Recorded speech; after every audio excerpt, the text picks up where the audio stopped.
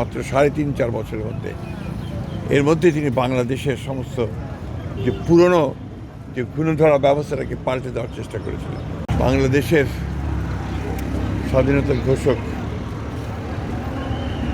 বহুদলীয় গণতন্ত্রের প্রবক্তা, পুনঃপ্রবর্তক, আধুনিক বাংলাদেশের রূপকার শহীদ প্রেসিডেন্ট জিয়াউর রহমান সাহেবের শাহাদাত বার্ষ।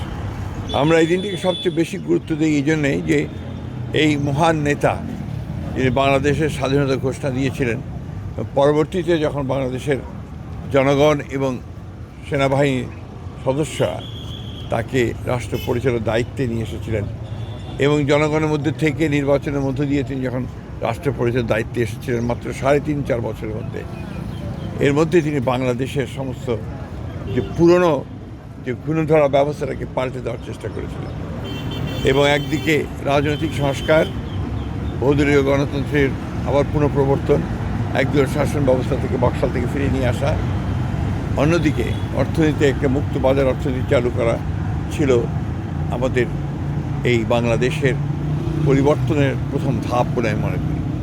এবং সেই ৩.৫ বছরের মধ্যে তিনি একটা অভূতপূর্ব পরিবর্তন নিয়ে এসেছিলেন।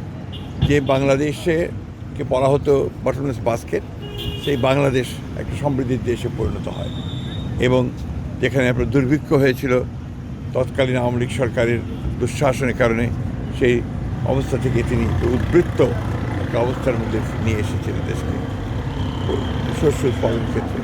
সত্যি কথা বলতে গিয়ে এই বিষয়গুলো ছিল আমাদের দেশের জন্য, সমাজের জন্য একটা পরিবর্তনের সময় এবং সেই পরিবর্তনটা তিনি নেতৃত্ব দিয়েছিলেন, জনগণকে ঐক্যবদ্ধ করে নিজের মধ্যে সামনে নিয়ে এসেছিলেন।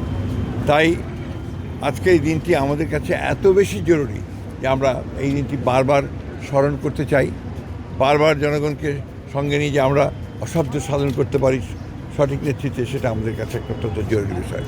আজকে আবার তারই যোগ্য উত্তরাধিকারী তারেক রহমান আমাদের প্রধানমন্ত্রী, তার নেতৃত্বে আমরা আবার সেই বিপ্লবী কর্মসূচিগুলো শুরু করেছি।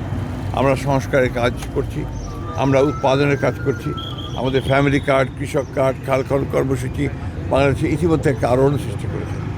আমরা তাই আজকের এই দিনটিকে বারবার করে স্মরণ করতে চাই, মনে করতে চাই অত্যন্ত গাম্ভীর্যের সঙ্গে, ভালোবাসার সঙ্গে এবং অত্যন্ত গুরুত্ব দিয়ে যে এই দিনটি যেন আমাদেরকে সামনের দিকে এগিয়ে চলার পথ দেখায়।